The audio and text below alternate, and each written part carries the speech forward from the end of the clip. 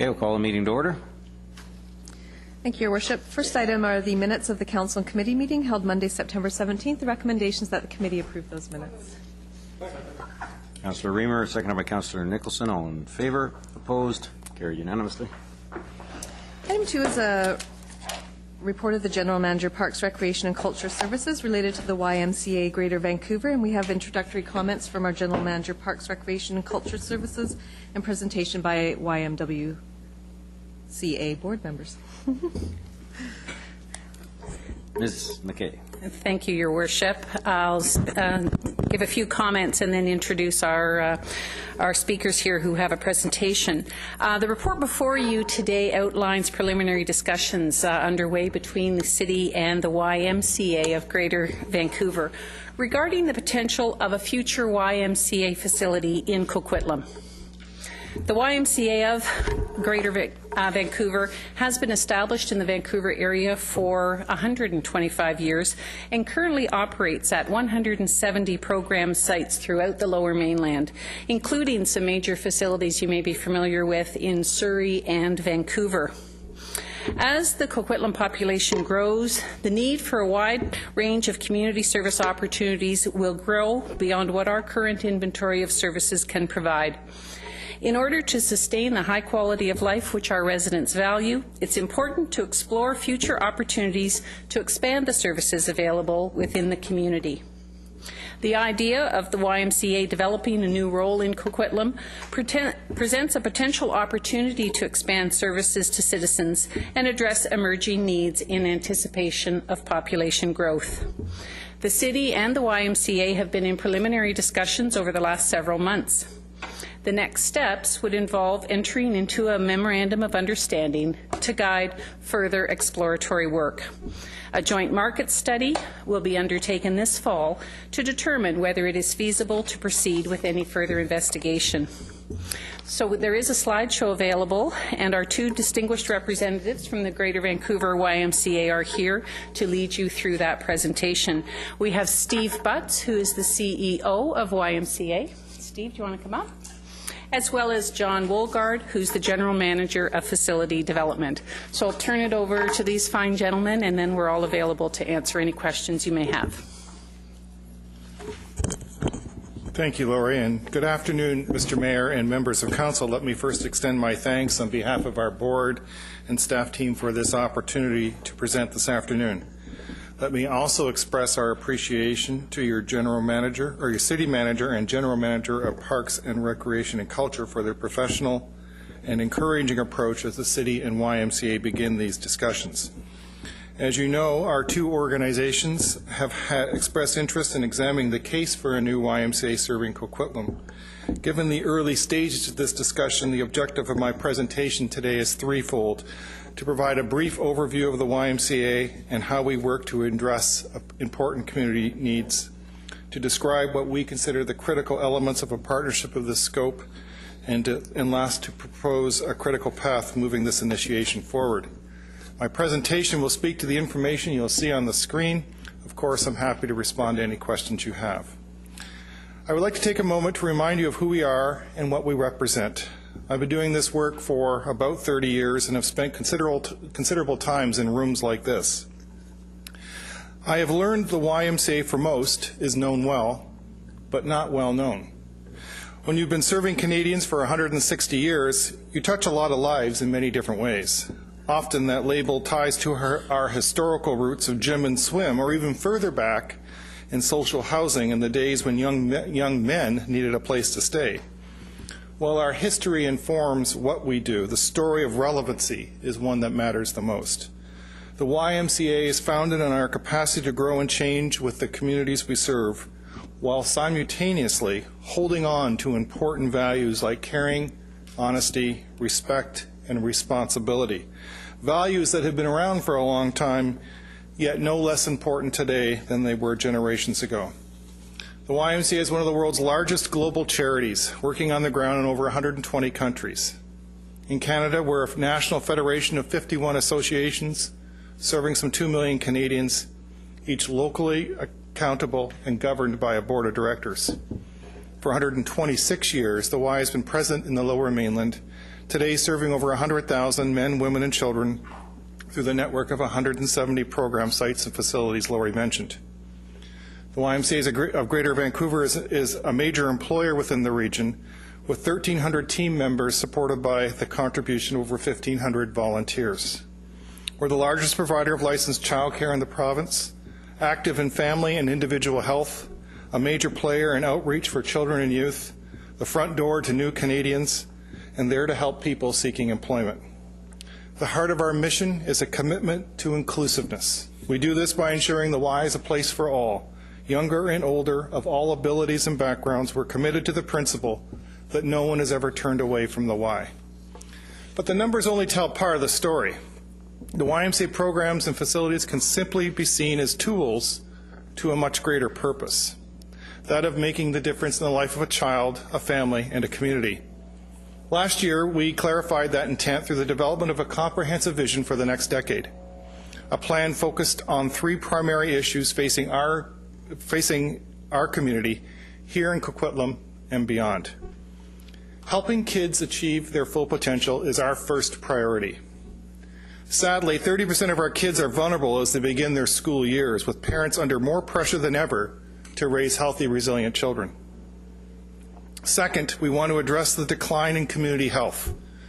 We know 42% of adults and 26% of our kids are at risk due to unhealthy weights, which over time fuels an unsustainable range of risks, including heart disease, cancer, and diabetes.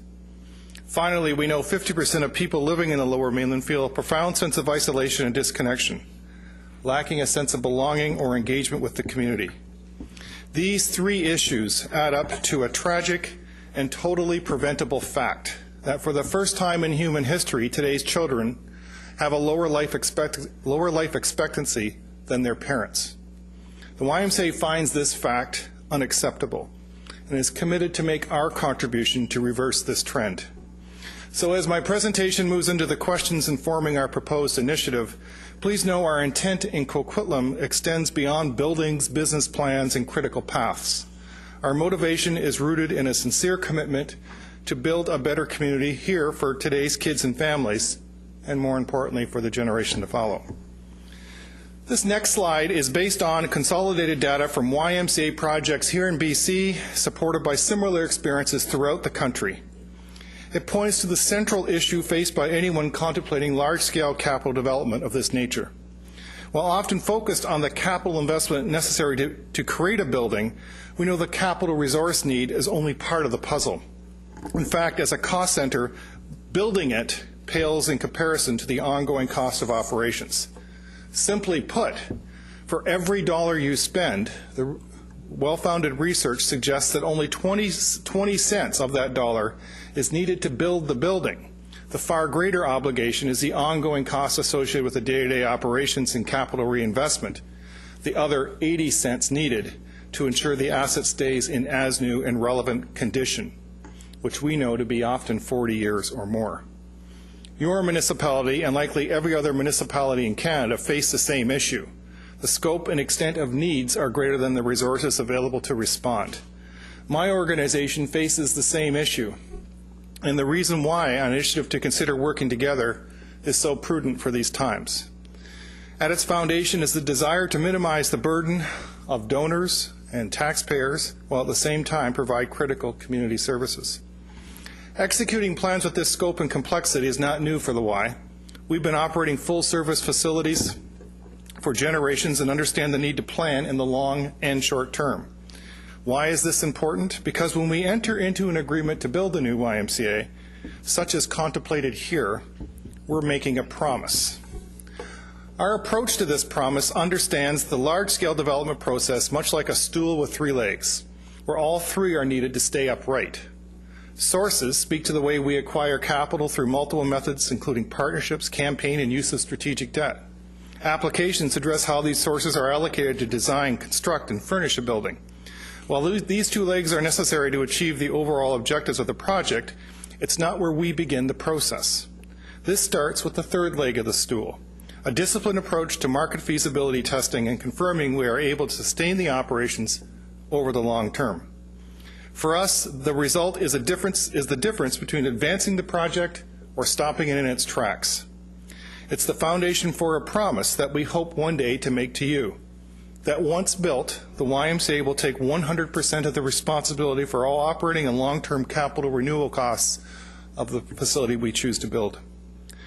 Making this promise is something we do not take lightly. It requires us to undertake a process which is disciplined and proven. It is based on principles which have been embedded into the draft MOU we have crafted together, building on our collective experience. It begins by articulating a shared purpose. It's clear that the city and the YMCA share a commitment to community. Growth within the Fraser Valley is a strategic priority for our board. Looking for new and innovative ways of providing important community services effectively and efficiently builds on your progressive approach to planning. What we also share is a willingness to collaborate, but not because it just sounds like the right thing to do. We understand the days are over when any one level of government, organization, or community group can solve the complex issues facing community alone. We see collaboration as a way of getting something done, which could not be done if we were to go it alone. Our stakeholders, and I'm sure yours, no longer consider innovation of this sort an option. The process we recommend believes each partner is entitled to an informed choice. The choice is fueled by funding a disciplined approach to research and thoughtful decision-making which will be shared equally by the city and the Y. Throughout, we will communicate openly and transparently with staff, council, board, and public. We can think of it as a gatekeeping process whereby the green light on one decision opens the gate to the next. What makes this approach effective is that it's built in respect for our individual mandates. The city and the Y have an obligation to act in the best interest of its stakeholders. Simply put, we respect the city's right to make their own decision, your own decision on behalf of your constituents, just as you understand our right to do the same on behalf of ours.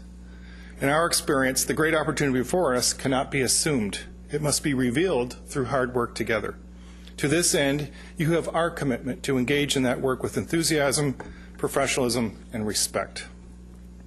This last slide suggests a way forward. It is our assumption that we will start this fall by confirming the MOU, which opens the first gate. From there, we'll prepare and launch the market study focusing on the site, amenities, and price sensitivity. Once we get through the holidays, the study will be complete, and based on the results, open the second gate.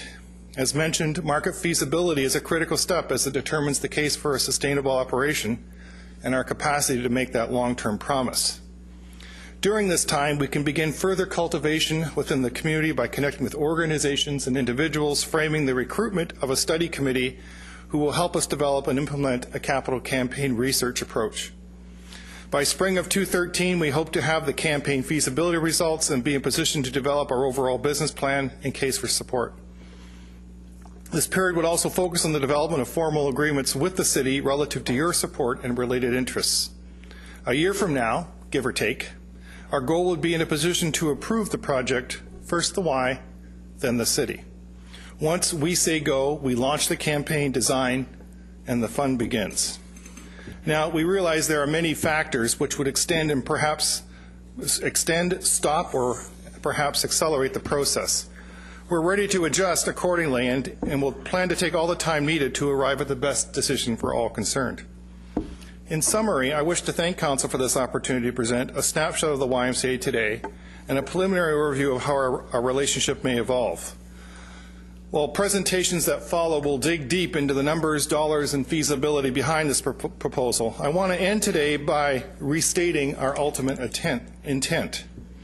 Strong due diligence is the foundation to the important work we do for kids, families, and communities. Together, our job today is to act in a manner that will have a lasting impact for people in Coquitlam today and for generations that follow. We look forward to exploring these opportunities with you together. Thank you again for your attention. I'm happy to respond to any questions. Well, and I want to thank you on behalf of Council for coming out today to speak with us, and also for the opportunity to visit facilities in Lower Mainland. As someone who grew up at the YMCA in New Westminster and who learned how to swim there and learned how to play the guitar there, and I mean, really got to experience a lot of his younger life at YMCA. I know the value of the project, of the facilities, but I also have heard from lots of people in our community about those values. And I think you're going to hear from some members of council about the kinds of things that they'd like to see and the kinds of ways in which we'd love to see I hope we'd love to see a YMCA in our community. And we'll begin with Councillor Linda Reamer. Thank you very much, and thank you very much for having us to your facilities in Surrey and Vancouver.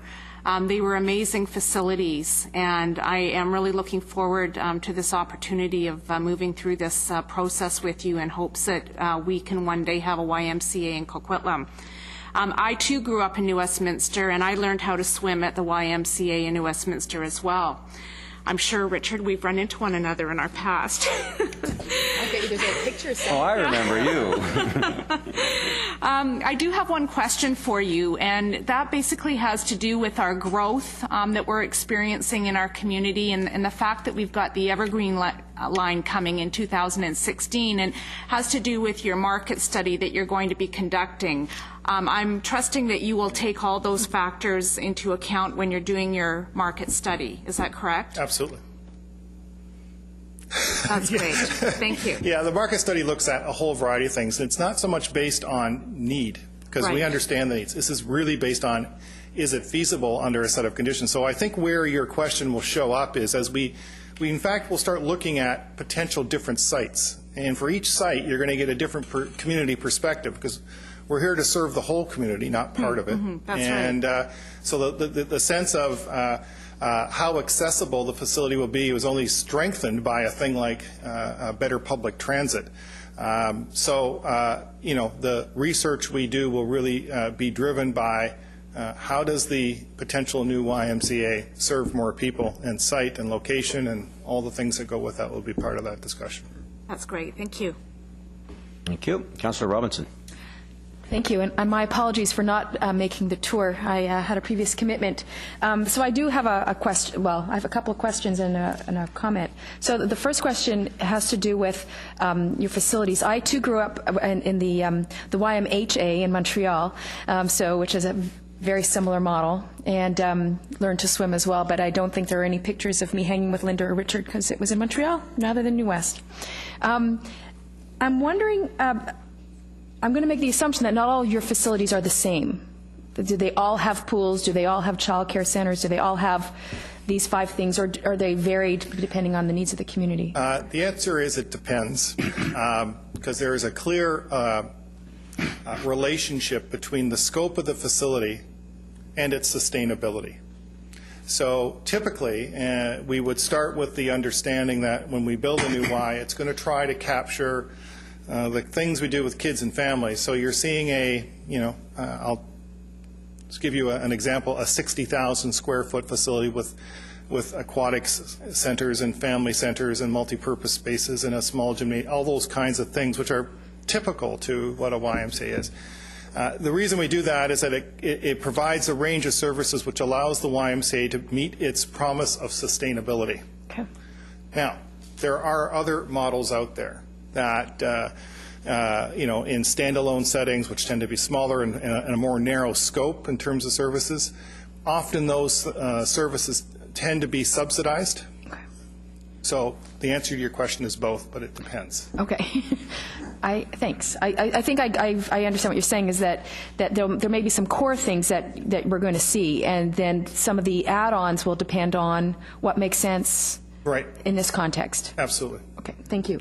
I'm actually very pleased that the Y has expressed interest in working collaboratively with the city and with our community, because I think we've heard from all sectors that none of us can do this alone, and the only way that we can actually make any of this work and meet the needs of our growing population is in partnership. So I'm actually very excited to sort of see this come to fruition, and I'm pleased to lend my support in any way I can. Thank you. Thank you. Councillor O'Neill. Yes, thank you, and thank you for the presentation. Am I on? Yeah, now I am. I was really struck by your words that you have a sincere commitment to build a better community, because I think that's why everyone is on council here, and that's the job of everybody on staff as well, that's why we're here, helping build a better community. And to the citizens of Coquitlam who may be watching or will be reading about this later, some of them might think that the only way to do that is through the official governmental structures that now exist, and they might be a little worried about going offline or off message or something like that by a relationship such as this being proposed. Have you run into that sort of reluctance in other jurisdictions, and if so, how do you answer that? If successful, I come into the room being the senior staff lead on the development of 8 other YMCAs throughout Canada, and all 8 of them have started with a discussion like this. What I've discovered is exactly what Councillor Robinson just said, is this, and it's gradual. It depends where you are in the country, but this clear understanding that none of us have all the answers, and it's how we work together to solve some of these important questions that matter the most. In certain parts of the country, you'll find communities much more ready to have that, often driven by the fact that they can't get the services any other way. In other communities, and I'm suggesting that this is probably one, and others that I've met since I've arrived in BC, it's a choice. It's not a choice because you can't do it on your own. It's a choice because what this may result in, particularly when you start involving organizations like the Y and others around a hub of service, is something better for people. And so my sense is that having a strategic choice to work with, as opposed to do our own and have other people do their own, is something that, in my world, it's an expectation, and I imagine in your world it is too. Yes. And so I think it's a smart way of going. And for the record, I agree with that. And I'm particularly taken with how the commitment to build a better community is manifested in a building or institution such as this that just isn't sports, just isn't arts, just isn't cultural, but it's social as well, and everything seems to be in one place there, and it's a wonderful model. I'm certainly willing to embrace going forward with this, even though in many other matters I've subscribed to something G.K. Chesterton once said about his conservatism, saying, don't be so open-minded that your brains fall out. So I do tend to have my mind made up on a lot of things, even going right into it. But here I'm very open-minded, and I'm very much ready to embrace this and go forward. So thank you. Thank you. And his mind's made up on that. Councillor Hodge. Well, I've now discovered I have something more in common with the mayor and Councillor Raymer, because I too spent my early days at the Y. But interesting. I grew up in Coquitlam, and that was 10 years earlier. Yes, you were a little bit before me. But what was interesting was when I grew up in Coquitlam, we didn't have Chimo Pool, and we didn't have the social rec center, and those things weren't in place. And so my family drove me every Saturday morning to the Y. And I can't help but now think back to here we are, a growing community that we are struggling to keep up with delivering all the services and things. And once again, the Y potentially comes into our life as an opportunity to help to fill some of the gaps within our community. And I was especially taken by the tour that we went on when we saw the other facilities, and how busy the Surrey facility was at 10 o'clock in the morning, that you couldn't find parking. It was just amazing to see the people of all ages, to go in and see the daycare and see people working out in the next room. And what struck me was that it's a very different look from the Y that I remember in Westminster. And I think that you have changed with the time, that you're offering the services that the community is in need of. And I like the total package. That I like the social aspect, and as Councillor O'Neill said, it's not just sports or it's not just music, but I think there's a whole package there.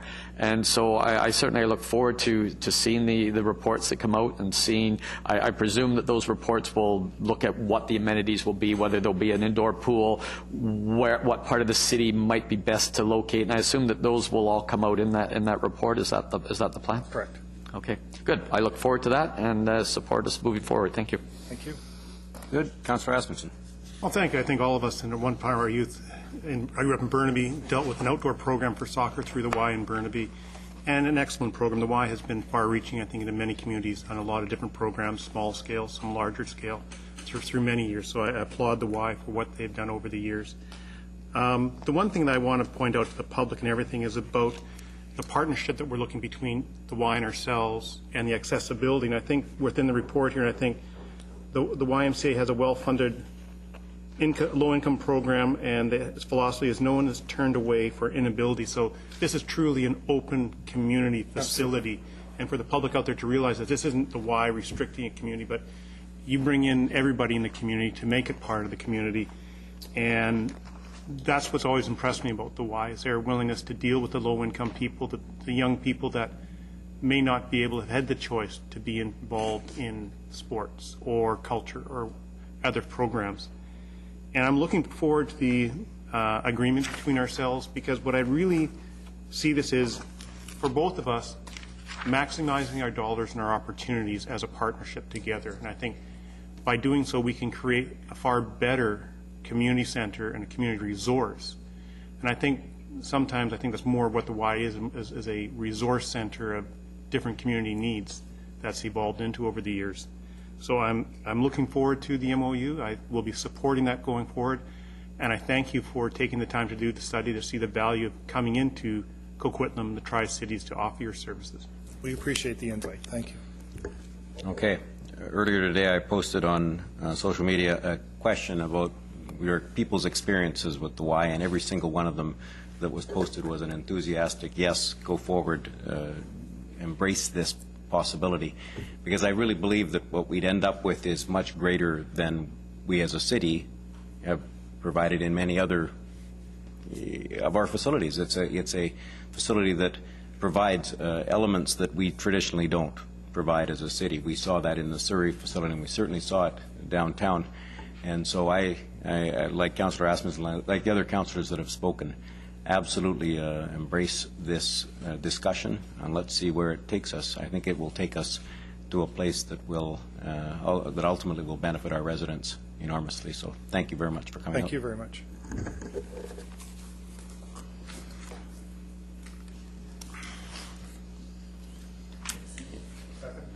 And while I can still swim, I don't play the guitar anymore.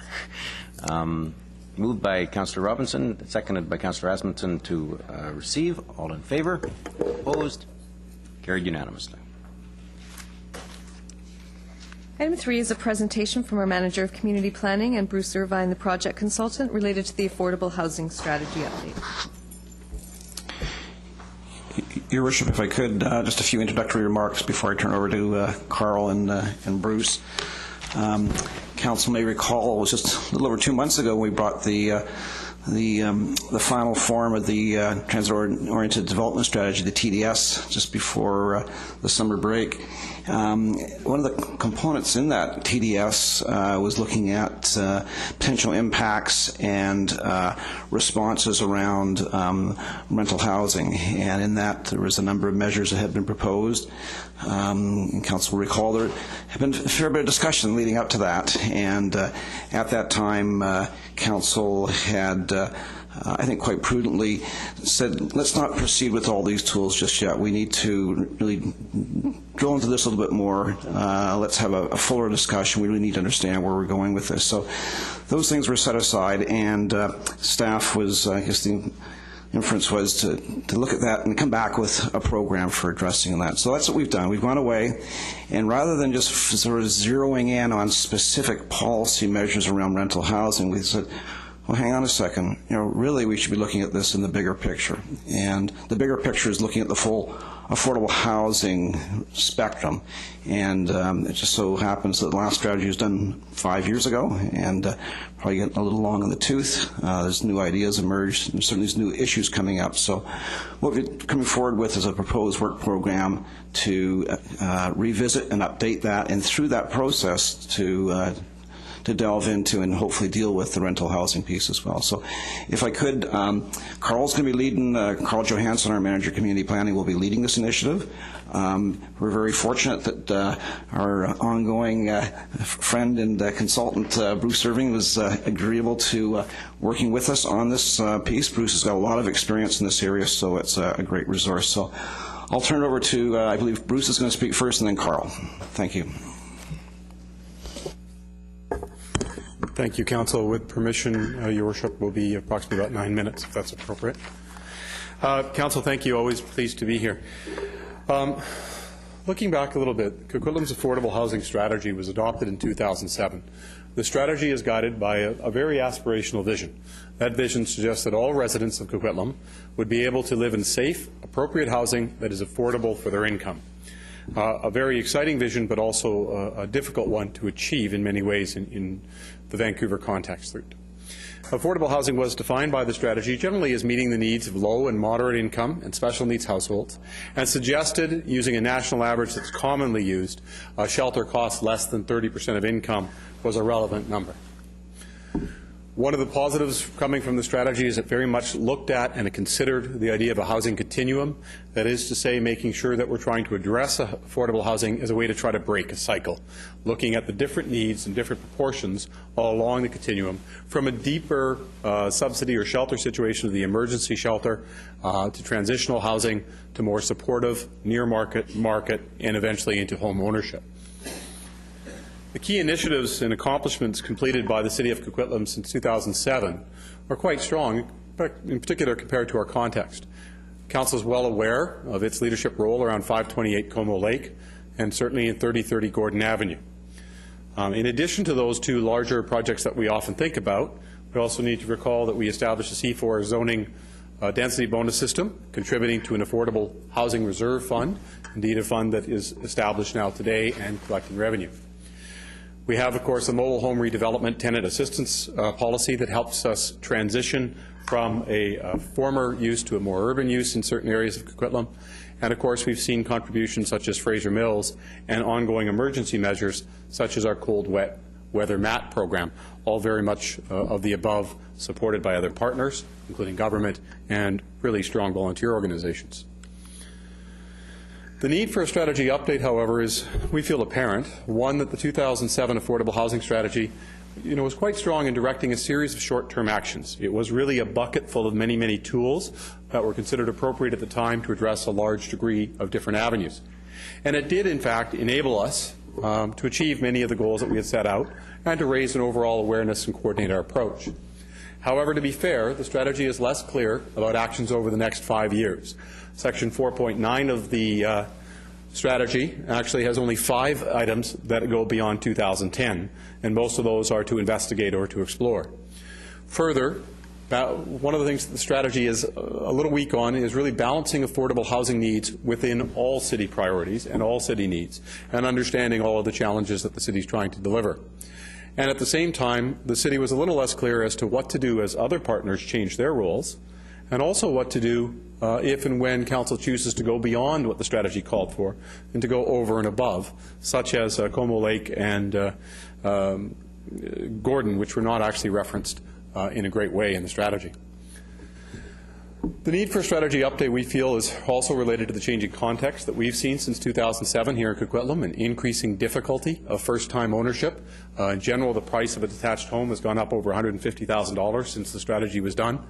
The emerging issues that we are also seeing, such as related to purpose-built rental stock.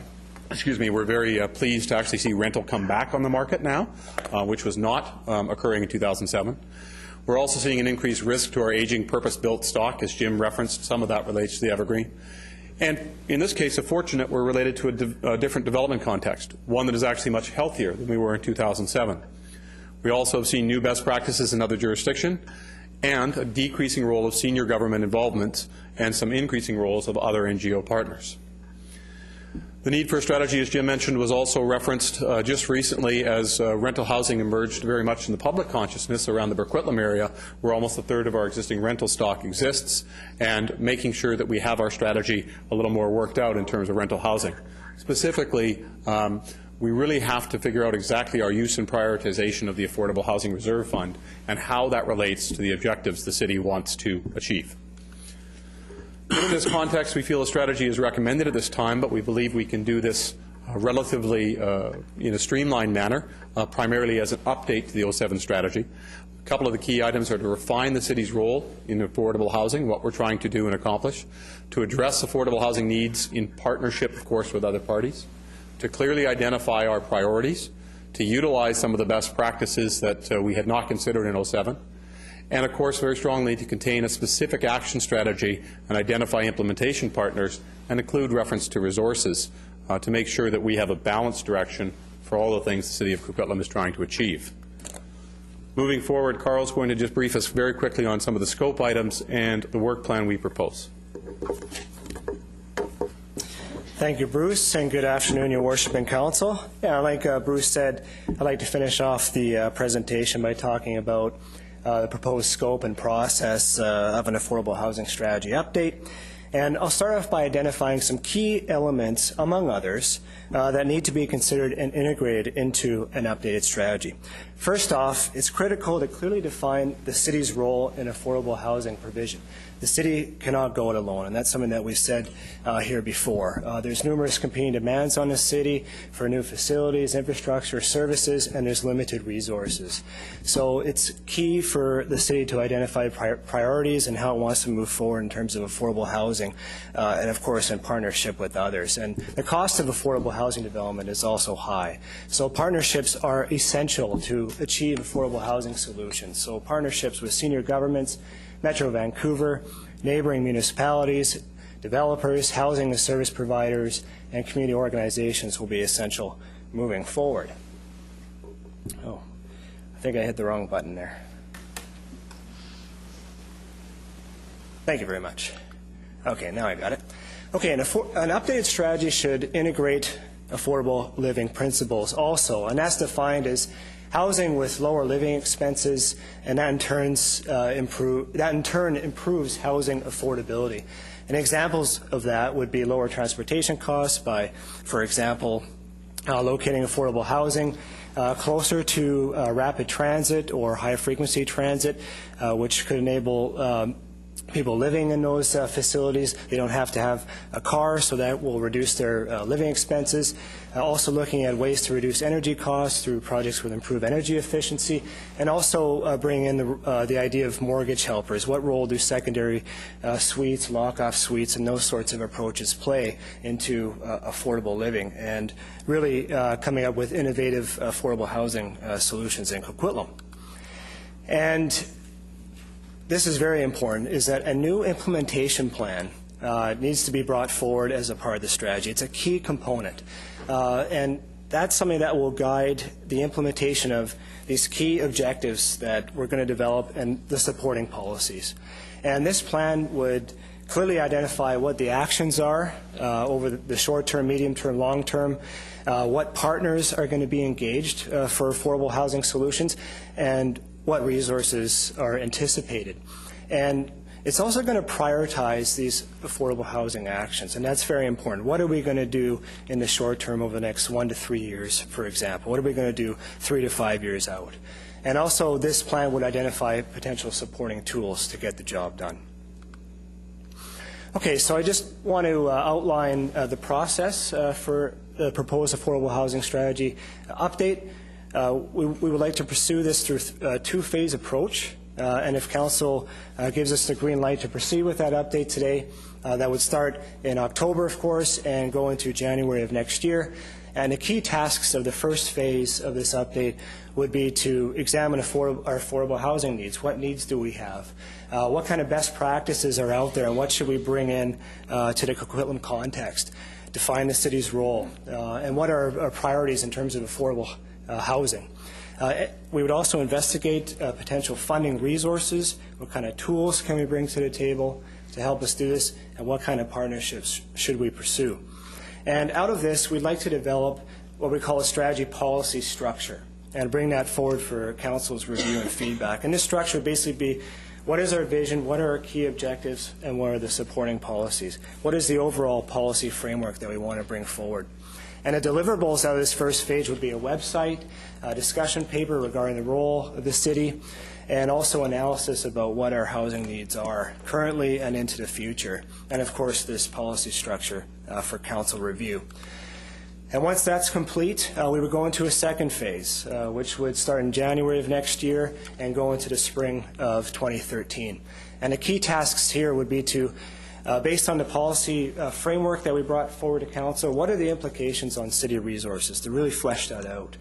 And we would take this policy structure and we would engage a discussion group that would be composed of select members from development industries, senior government, housing providers, Metro, for example, and vet this policy framework with them, get feedback on it.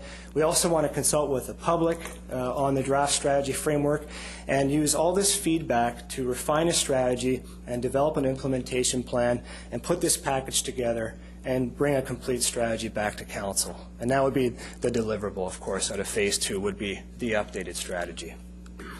So in summary, a strategy update is timely to build on the achievements since 2007, which Bruce outlined, respond to emerging issues, bring in new practices into our approach regarding affordable housing, and of course, define what the role of the city is and how do we approach this through partnerships. And we're recommending a two-phase approach to establish clear objectives and priorities, identify tools and resources to get this done, and set implementable actions. So in the report that will be before you at tonight's regular council, the recommendation is that council direct staff to initiate an update of the city's affordable housing strategy. If council endorses this strategy, the community planning team will move forward and begin work on updating this strategy. Of course, Bruce Irvin and Robin Newton, our social planner, will be leading the charge on that. And the next steps will be obviously begin Phase 1 and conduct a council workshop. And we would also report back to council on our initial findings. Thank you.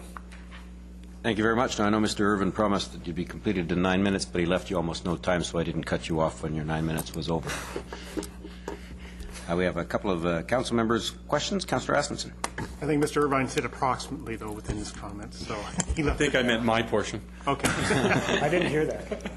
Okay. Well, thank you, gentlemen, for your presentation. I'm looking to, and I like the idea that the two phases to it.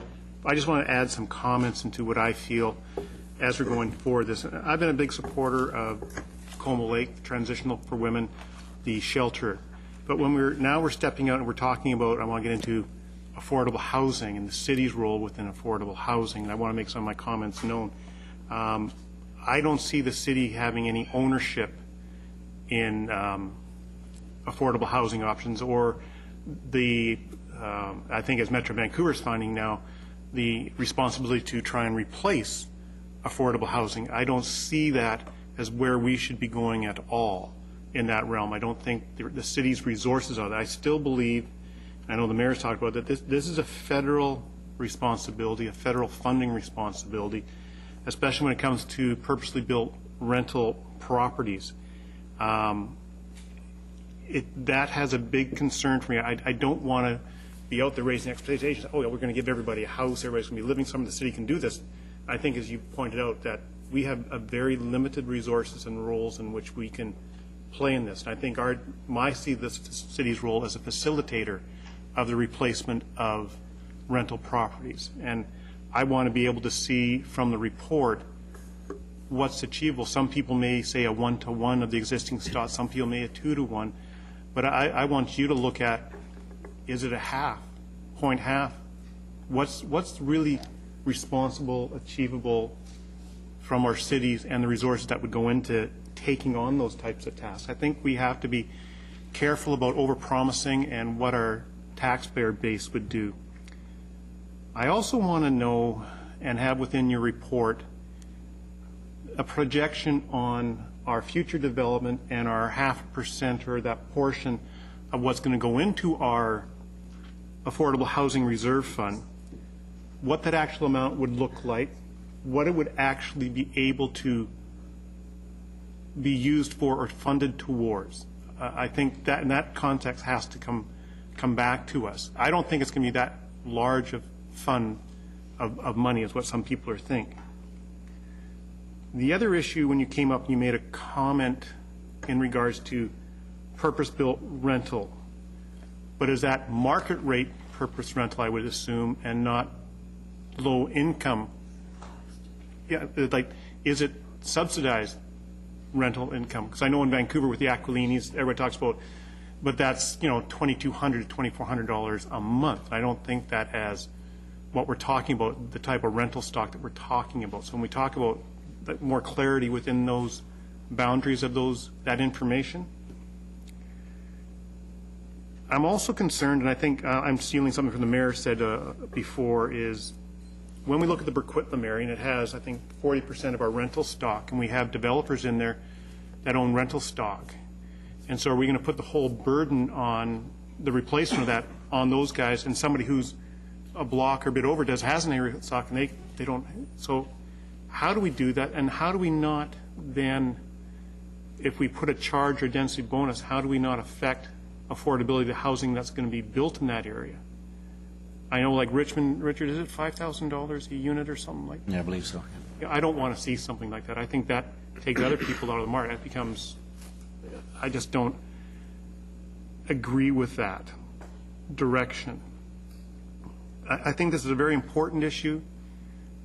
I think the study is great. I want greater clarity on this issue, and I think it was pointed out by Mr. Irving that there isn't right now any clarity within our study. It's sort of, we're kind of just in this fuzzy little world, and I'm looking forward to more clarity. And I'm just trying to give you my concerns as you move forward with the study. I think sometimes we get our public feedback. We have to be careful that we don't get skewed by certain groups jamming the process with what they see as their priority, because we don't have an endless well of money here. And I know these people in this area, it's a passionate thing. From my job as a bus driver, I see people with their difficulties and their low income and the struggles they go through. And believe me, I have a great passion for it. But we have to be responsible and completely balanced in our approach and how we do this.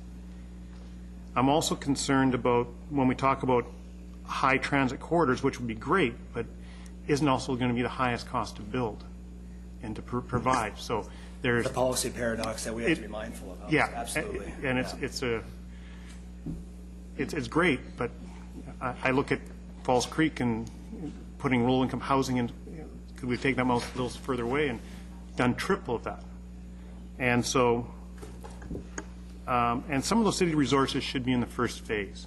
I think we should know those resources, abilities within the first phase of your study, not so much in your second stage of your study. And those are my recommendations as we move forward in this. And thank you for the good work that you've done so far. Thank you. Councillor. Thank you. Just as a very fast response, our first attempt, and sorry we weren't very clear with it, we will be coming to council with a workshop within the next 6 weeks is our ambition, if we can get on schedule, to ask very much the questions of you around very much where Councillor Asmussen, who's a little ahead of me already, started off. What is our role? What's our objectives? What needs to be in that scope? So we hope to inform you within the next 6 weeks. Well, this is committee. This is the time to ask questions. Councillor O'Neill. Yes. At the end of July, in our last meeting, we had a lot of discussion about the rental housing policy. And at that stage, we agreed that we weren't, that it was, the presentation was too much to settle on anything. So we were going to come back in 2 months. I think this is now the 2 months with the rental housing strategy that we could talk about. And in the meantime, we also voted to remove a couple of things out of the rental housing strategy, but approved in principle the interim implementation of half a dozen other things. Am I to presume that those items that were approved in principle to continue just for 2 months are going to now continue indefinitely to the end of this affordable housing strategy? Your Worship, perhaps I can address that. And that's why in my opening remarks I wanted to make clear that we had sort of taken a big step back because we wanted to see the bigger picture. They're really urging that not just zeroing in specifically on the rental housing piece. You've got to see the bigger picture, because some of the I think the items we were wrestling with pertain to other needs along that spectrum. In terms of the items that were left in the TDS, yes, we've been sharing that with the applicants. There's been a series of meetings with the pre-applicants, who will soon become applicants up in the Coquitlam area. So they're aware of, on those properties where there's an interest in providing rental housing, that they've been made aware of those provisions, those incentives. So we'll see that as those applications come forward in the next number of months. Well, I'm going to have to protest because we agreed to have those for 2 months only, and then it would come back, and then we would say, okay, what are we really going to look at here? And now you're saying that those are going to be in, and every developer that comes in is going to be faced with all of that stuff, which I think is overly prescriptive. I want to remind everyone here and everybody watching at home and people who read about this that Coquitlam has a very effective, very strong affordable housing policy that's going on right now, and that's the densification. It's the housing choices policy that we have. Where we have infill on lots, we've got the duplexes and triplexes and quadruplexes going up. That is an affordable housing strategy, and that's not an overly prescriptive thing with, I've got alarm bells going off all over the place here. Part of the presentation earlier talked about the city cannot go it alone, as if the city could go it alone, the city would want to do that. No. Okay, that's a very firm no. The city should not go it alone and stuff like this. Should the city even, I've got concerns about the overall policy generally, about the very aspirational utopian goal that we have here that exists in our current affordable housing strategy. I'm very pleased with the densification that's going on. I'm very pleased with our continuing efforts to keep property taxes low.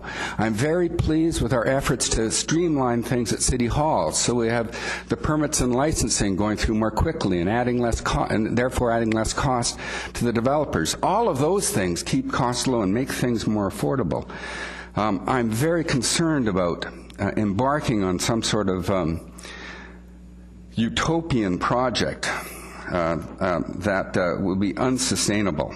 And I'm also very concerned about going ahead with this the rental strategy for an indefinite period of time, a rental strategy that we only approved for a 2-month interim basis. So we'll have to be doing something about that, and I'd like to address that tonight. Thank you. Councillor Robinson, with the opposing view. No. Do you want me to preclude your comments? No, go ahead. I didn't think you'd want to do that. Well, well, can you put up the slide that looked at the continuum? Third slide. It was earlier on, slide 3, I think. Thanks. Yeah, that's great. Thank you. Oops, sorry. That's right.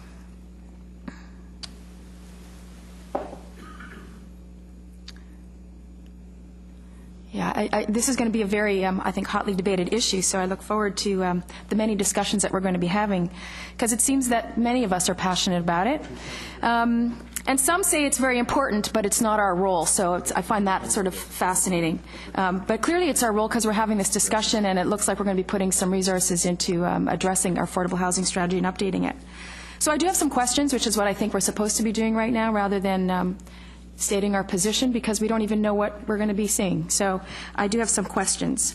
I want to know what we're talking about when we say affordable housing, because I do think that that's not even clear.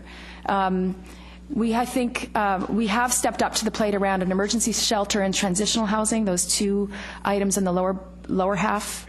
I'd like to hear a bit about what we've done in those other areas, because I do think as a city we have a role, and it might be about facilitating relationship, it might be about coming to the table with somebody else.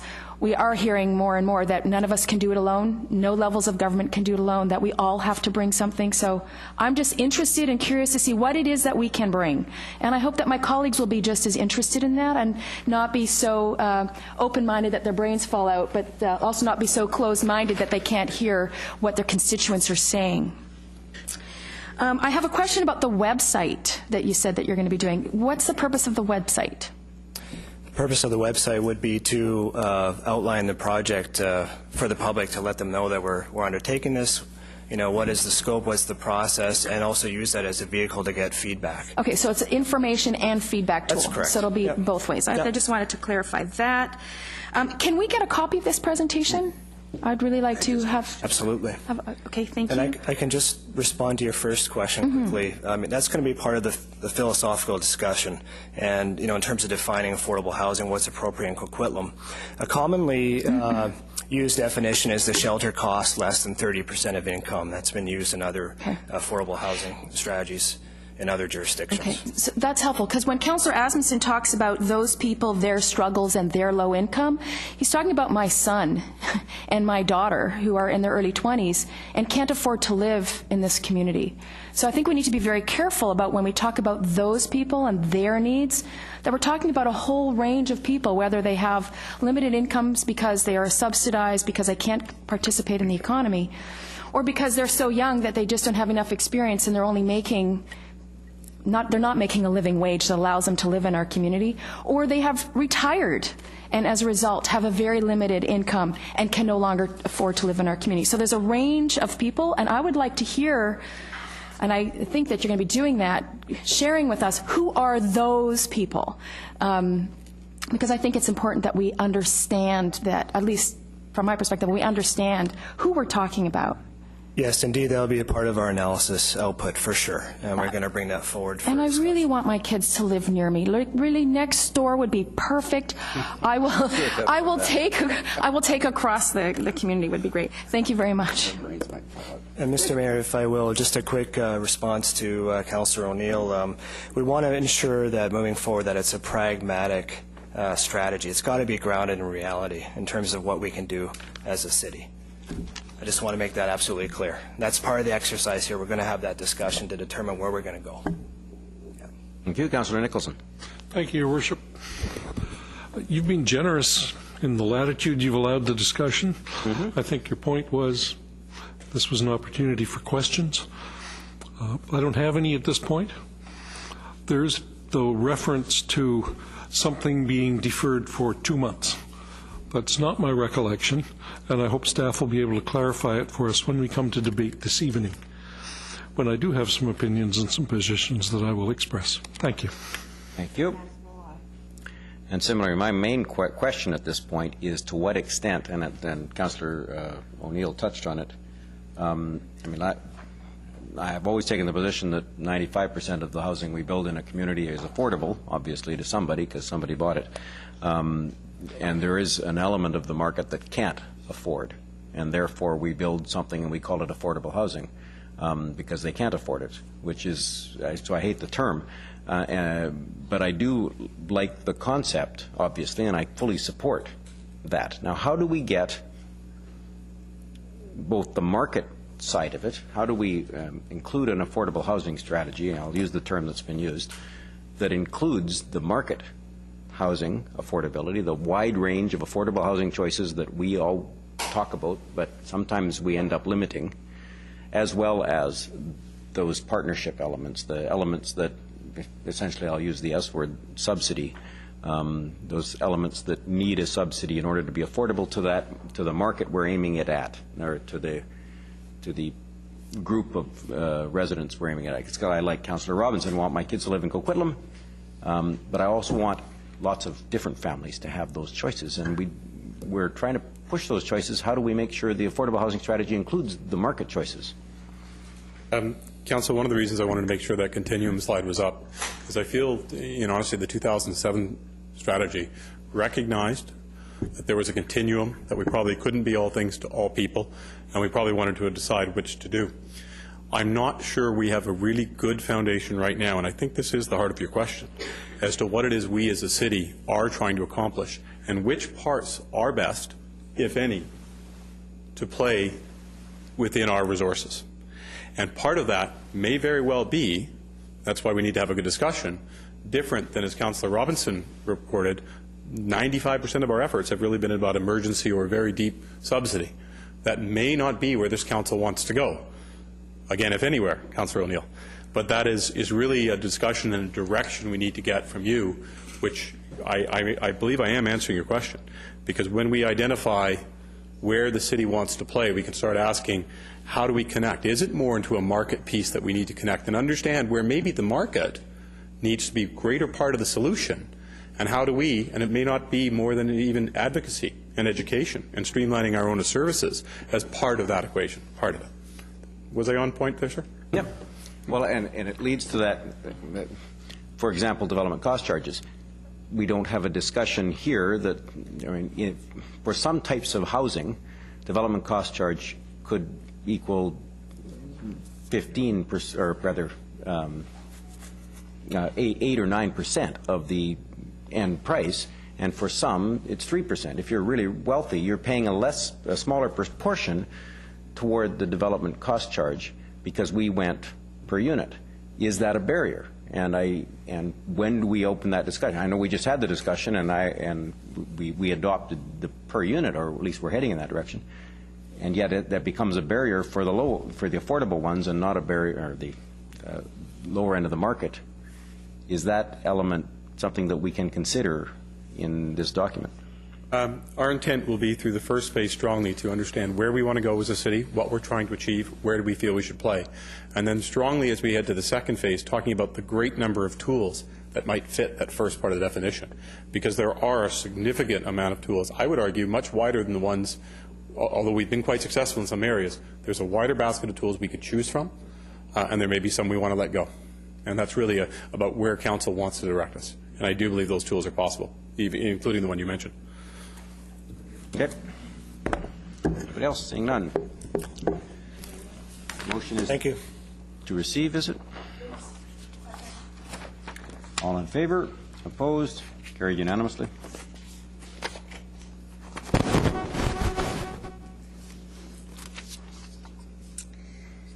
Next item is report of General Manager, Planning and Development, pre-application for a car wash at 801 Henderson Avenue, and we do have a delegation from the applicant, Mr. Jim Allen.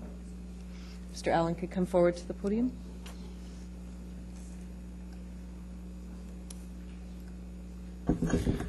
Good afternoon, Your Worship, and members of Council. I thank you for this opportunity to present this project to you. It involves the development of a car wash at 801 Henderson Avenue for Mr. Gill, who owns that property and owns the adjacent Husky gas station that fronts on Lougheed Highway. We did come before Council a year and a half ago seeking rezoning of this property, which is currently zoned RT1, two-family residential, to service commercial. Mr. Gill's objective is to develop this adjacent piece of property to his service station as a car wash to provide additional services to the motoring public and to his gasoline and other fuel customers. And in doing so, the access to the wash facilities would be from the Husky station only and not off of Henderson Avenue. So this plan requires the rezoning of the property, as I mentioned, to CS1, service commercial, which is the designated use under the official community plan. One of the things that was going on, as you're all aware, in the background was the Millardville neighborhood plan, and there was some concern about, or we felt there was some concern about the outcome of that plan and the recommendations for this neighborhood, or this piece of real estate, which is bounded by Burnett, Lougheed Highway, and Bernatchez. We have been given to believe that the Planning Department's recommendation is that due to the high traffic corridors surrounding this triangle of mixed use, current mixed use of commercial and residential, that it stay CS1 service commercial for the future as it is in the current plan. Since our last presentation, we've also looked at a couple of items that were raised as concerns. One is that we have submitted a preliminary design for the facilities for the two buildings involved that reflects sort of a residential character, sloped roofs, a stone base around the buildings, some windows, and stucco treatment on the outside, as well as some architectural lighting to kind of give it a softer feel, a more residential feel, both from the housing on the opposite side of Bernatchez and from across Henderson. We have developed a preliminary landscape plan that shows the planting of a number of trees and other shrubs to soften the impact of this site development from the surrounding neighbors and streets. And I will get, that plan isn't final, and I will address that in a minute.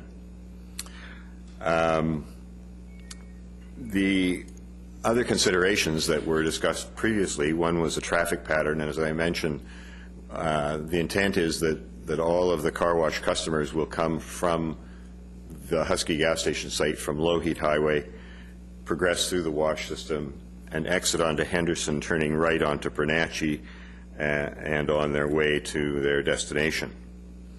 And this will mean that it's a one-way traffic circulation system, and cars won't be backing up on Henderson Avenue or Henderson Street. We received a letter from Coquitlam as our plans under this preliminary application were circulated from transportation planning, talking about the treatment along Bernatchez and the wanting to relocate the sidewalk and to provide street trees.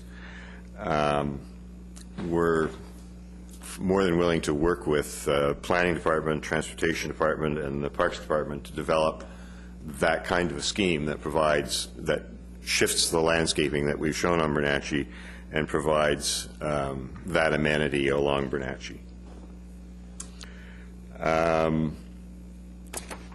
We had addressed the hours of operation concern in the previous session, but I will remind Council that we would limit the hours of operation of this wash facility from 7 a.m. to 10 p.m., that it wouldn't be open 24 hours a day. I think one of the major concerns that I heard the last time, and I think it's relevant, is the noise, particularly of the automatic car wash, and reference was made to a jet taking off. We have submitted a study by an acoustical consultant who has provided an awful lot of technical information indicating that the noise of the wash under the conditions that we would design it and operate it would not be any greater than the surrounding traffic noise. That report is pretty technical, and there's graphs and charts and statistics, and there were measurements taken at a similar wash and so on. But I have a short video clip, and I'm not Mr. Spielberg when it comes to movies, I can assure you, that demonstrates a wash that operates under the conditions and circumstances that we're talking about. So this is a Husky station in Whistler. It was built in 2001. I was the project manager. In the back of it, there's a car wash similar to this. The dryers are on board the wash, and the doors are closed when it's operating. I took a film. The car wash is operating, the dryer is operating, but you can't hear much because the door is closed. But in this case, we programmed it so the door would open before the drying process was finished, and it would give you some indication of the noise that you would expect to hear if it had no doors or if the doors were left open. And I don't know what's happening there. It's really quiet, actually. Very quiet. Yeah, it's pretty quiet. And I actually took one, and I thought, well, they won't even know it's working. There'll be a washer. So I may have gotten ahead of myself here a little bit, but it's coming. Probably a bear having a bath in there. Doesn't seem. Yeah, I don't. If you hit the, is it on? Oh no, it's not on pause. Okay, I don't know what happened to the. Yeah, it's frozen now, but we had it working. Oh, there it comes. I'm not hearing the sound from it, though. Sound is turned up.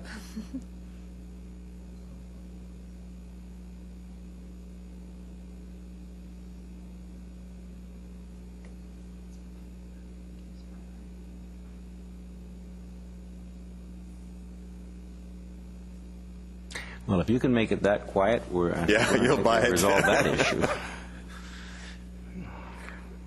One of the problems I have is the film clip is quite large, and I couldn't figure out how to condense it down and be able to email it. And I tried several times and couldn't. I put it on YouTube, so there's a link available, And I've played that, and I know that works, but Yeah, there seems to be an issue with the actual video.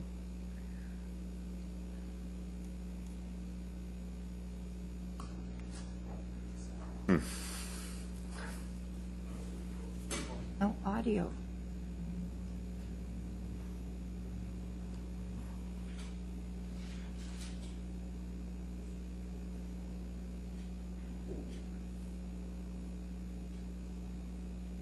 It's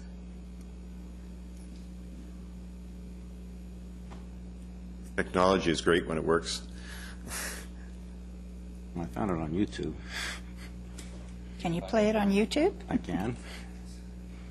Sorry, not sure what's wrong with the, I've got it on here.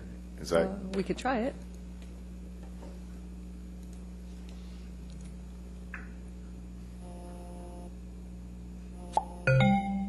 Oh.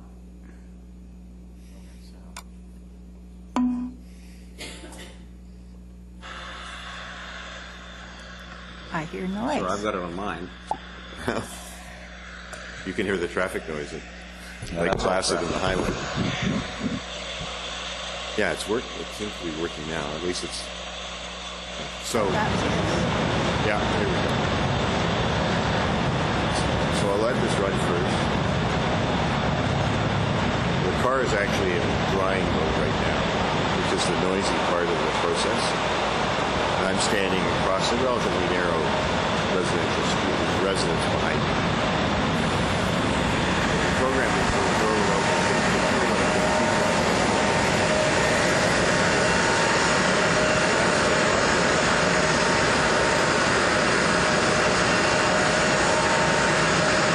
You can see that the door on the other end is, oh, now it's stopped.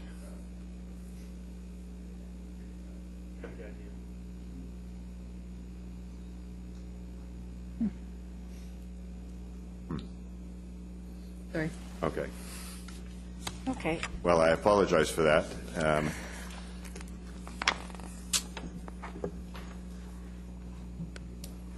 In any event, what it does do is supports the acoustic consultant's report that that with the proper doors and with the proper construction of the building acoustically and operated with the doors closed and the dryers on board, that the sounds that you hear from the facility are not greater than the surrounding sort of traffic noise that would be at Bernatchez and Henderson.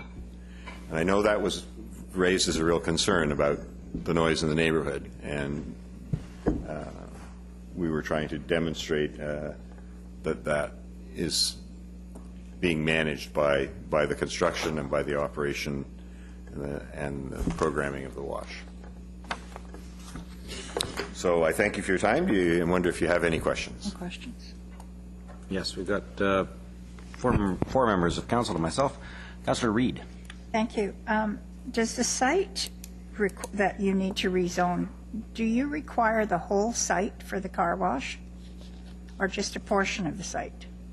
It's not a very large lot. It's and it's a peculiar shape. I'm looking at it. You're looking at it. Yeah. And in order to, I mean, if they were just putting a single automatic car wash on there, perhaps they could use a little bit less, but it's not a very big piece of property, and so he's providing coin-operated, hand-operated washing, that type of washing, for certain clients who need that or wish that, and an automatic car wash for those who don't want to get out of their vehicle and just want a quick wash after a fuel up and carry on their way. So it's going to be double doors then? 2 cars could go in at the same time? No, the wash that makes the noise is the automatic car wash, and it has doors on both ends, front and back. So the car comes up, puts in his code, the door opens, he drives in, the back door closes, the front door, the exit door is still closed, it washes, it dries him, and spits him out. The other kind of wash is just a pressure wash, and it doesn't have the kinds of noise components and equipment and dryers and all of that sort of thing. Okay, and are they going to be side by side? Essentially. Okay. And there is another car wash just down Low Heat Highway a little further on the north side of the street. Yes. immediately adjacent to a huge housing development that was just put in the last few years. Yeah. Did you do that one by any chance? I did the renovation, or I designed the renovations for that one. So would the noise be the same? He doesn't, there was no requirement for him to operate he has 2 automatic car washes and 7 coin bays. The coin bays don't have doors, as these wouldn't. The automatic washes have doors, but they're not operated with the doors closed. And do they have he dryers? wasn't asked, and they have dryers, and he wasn't asked to do that. Yeah. The circumstances are a little different. It's set in off of Lougheed Highway quite a ways, and there's quite a steep embankment on the backside. You can't berm sound up. So what I'm asking is, if you did that, do you know if there's any complaints from the neighbors at that? I emailed the owner and asked him that question, and I didn't get a response back. There was an automatic car wash operating there in the main part of the building for many years. Yeah. And it's even closer to the residential component. But again, it's a concrete block structure and relatively soundproof, sort of laterally anyway. The real noise concern is out the end, I think, out of the doors. And the solution to that is to have the wash cycle programmed with the door opening and closing so that the door is closed until the wash and the dry cycle are completed, and then it opens and the car can go out in quiet. And that's what's planned for this site. And that would be an undertaking here for sure. Thank you very much. Thank you. Councillor Nicholson. Thank you, Your Worship. I have a first fairly simple question, as I don't know your name. Oh, I'm sorry. My name is Jim Allen. Thank you. And I'm representing Mr. Gill, the owner of the property. I understood that. The written report that we have says you're appearing tonight. Are we going to do this again? That's this presentation. Okay, I didn't think so. Okay. If so, it's news to me. That's good. We were told that we should approach this as a pre-application to the zoning and present our information revised to council and get feedback. And then if it's positive, we would go for a formal rezoning application again. Okay, and as far as noise goes, I would offer my comment, which is that it isn't necessarily the automated car wash that's the noise problem. Often, it's not the noise of your equipment, it's the noise of the ghetto blaster or the bass boomer in the trunk of the car that's being carefully polished for a good long time in your premises that I'm going to be concerned about. Okay. Thanks. And part of that was hours of operation were limited so that some of that was addressed, I think, if that was a concern. Thank you. Thank you. Thank you. Councillor Asmundson. Well, thank you. I guess my only concern is, like, when the staff report here is this identical to the application, but I guess to me he's bringing up some potential changes to that, and that creates 2 different opinions to me, because what I'd like to see is you've talked about some screening, some other issues to deal with some of the issues that were raised before, but we don't have that within an application or report. So for me to say, yeah, I'm going to support this now, I don't have the real information in front of me to delve into that one. So I think if you're going to want to reapply, you're going to have to take your chances on dealing with the issues that were raised the last time and mitigating them before council. I'm not against a car wash there, but I do know there was issues about the property beside it, proper screening, noise abatement to the one right to the east of it. There were some issues there. Myself, hours of operation, I would probably, for most people, even with that, would during the week down to 7 to 9 p.m. Just, 10 p.m. is a little late. Also on weekends, I wouldn't have that starting up at 7 a.m. on weekends. I would have it starting at least, you're looking at hours of operation at 9 p.m. I mean, 7 a.m. wake-up call if people are trying to rest on a weekend is quite early of an operation, and I think you would get a better response from the people living within that area. I'd also like to see some information brought back about the neighborhood, proposing changes, proposing some of what their feedback, because there was a lot of, at that time, a year and a half ago, concerns about the neighborhoods. Maybe someone was misunderstood in the process. And I think if you go out and contact the neighbors, show what you were trying to do, the mitigation you're trying to do, because there was some people in favor of it. There's a bunch of people that were maybe not as well informed about how this will operate in that area and the noise and the issues and your ability. There is noise when that door opens up. It's hard to gauge from a video, but that, to me, if you're across the street from that all the time, that's a fair bit of noise coming towards you. So I'm not against this application. I'm not against the car wash there. I just think for myself, we need that further information to really give you for me to give you an answer whether to move forward or not. Okay, I guess, I had submitted additional drawings. I presume you have them. We had... No. Okay. Well, we got some drawings here, yes, but it doesn't really tell me in the staff report. It just says that this is identical other than the exit. And sometimes I don't know how you can... It's a one-way exit. It's the only change there. It doesn't tell me, in the drawing, through the report, what all these screening changes are, noise abatement changes, the landscaping ideas. I looked at this, and I had to go off, and maybe there's confusion between you and staff, but I looked at the staff report saying this is identical to 2011. So those are my comments. Okay. One thing I guess I was a little unclear about, when we presented before, there was one person who spoke in opposition. I had something like 75 or 80 signatures of people in the neighborhood and beyond, and customers who were not opposed. And so I guess we did go to the community and talk to them, and we got some feedback. And council may have gotten other feedback directly that was never shared with us, so we didn't ever get to see it, and maybe that's the process. But if people don't come to us, I guess maybe what we have to have is an open house and then invite them. I think for my consideration, probably, I won't speak for all of council, would be that the neighbors in the immediate area that are probably, if you're talking people 2, 5, 8 blocks away, and they want a car wash there, well, to me that's not as important, and my weight of issues to the people that live right on the streets abutting the operation. Okay, so, but that's just my issue. I don't have a problem with this. I just need some more information to deal with it properly. Okay. Thank you. Okay. Councillor Reamer. Thank you very much. So Councillor Asmundson, I think, has covered what I was going to ask, and that is what is different about this than what was presented to us a year ago or 6 months ago. The other issue is that if my recollection serves me correctly, the owner collected a list or a petition at his station.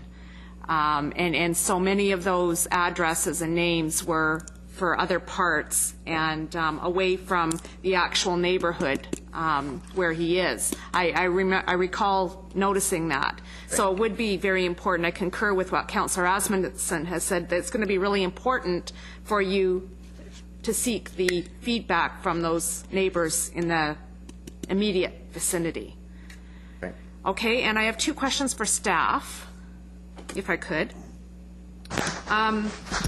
It makes reference to the report as being in the Maillardville neighborhood plan. I thought this was actually the Lower Lougheed neighborhood plan. Am I not right on that? Through the chair, no, this is in the Maillardville neighborhood plan area. It extends a few blocks further west along Lougheed. Right, and so if you look at attachment 1 then, what proportion of this neighborhood is in the OCP under service commercial? Yeah, the attachment 1, your photo, of course, on the north side is the Lougheed Highway. Right. Along the left side, coming down an angle, is Bernatchez. And then Brunette's a little bit obscured, but it's down at the lower right corner. Right. So basically that triangle formed by Lougheed, Brunette, Bernatchez is service commercial. In the OCP is service commercial, but not zoned that way. Some of the properties would be zoned accordingly, but others are whatever zoning they had in place before. Okay. Thank you very much. That's all. Thank you. My questions, as my questions last time, they relate primarily to the noise making. Councillor Nicholson mentioned the noise of patrons, and I recognize that that's an issue, and it's almost an issue we can't really predict as to how many boom boxes will be running on a Saturday as people are vacuuming and things like that. Okay, so that gets to question number one. Are there vacuums? There wouldn't be vacuums on that site. There's a vacuum on the gas station site further up. Okay. So now we're dealing with the pressurized water inside the 3 bays. I'm not concerned at all with that. Dealing only with the machine then. The machine, can you tell me what the construction of that building is? For example, the old one was essentially a concrete block barrier between the residential. What is the barrier between the lateral barrier, I guess, not the front and back, because that'll be doors? Concrete block. Okay. Yeah, So and the automatic one, we'd like to have windows, so they would be acoustically, double glazed, so that it can't, it wouldn't be just a big sound hole. So they'd be fixed windows on the Bernatchez Street side, so that it would sort of break up. It wouldn't just be a blank wall, and people could sort of see what was going on there. But acoustically, it would be separated. Okay. Yeah. And the only other question then is there's an air handler that jets a lot of air down to the car to dry it. Yeah. The one that was cited as an example, and it's the one that we've received complaints about recently, and that's at Austin and Bromley. I'd urge you or your client to figure out what went wrong there, because it is too loud for a residential neighborhood, and it's surrounded by residential. And so answer that for me, and I think my concerns will be satisfied. I think we do need to obviously hear from the neighbors that they're comfortable as well. Yeah. Okay. Okay. Any other comments? Seeing none. Motion to receive. All in favor? Opposed? Carried unanimously. Thank you very much, sir. Thank you.